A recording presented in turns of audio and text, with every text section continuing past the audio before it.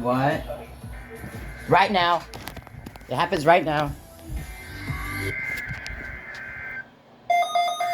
Alright, come on, 100.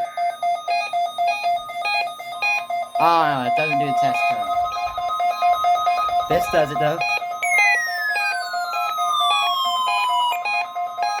This is a test of the weather radio's warning device.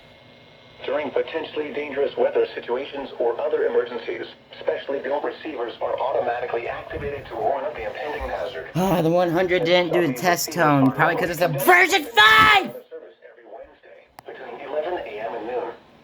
Reception of this program and the warning alarm will vary at any given location.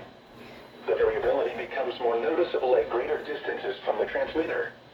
To provide the most consistent warning service possible, the warning alarm will be activated for warnings, selected watches, and other environmental emergencies affecting the following North Carolina counties: Alamance, Alexander, Allegheny, Anson, Bertie, Cabarrus. It didn't even... Davie, Durham. It didn't even turn on. That's crazy. Stupid version 5. It's probably gonna die in 1 week.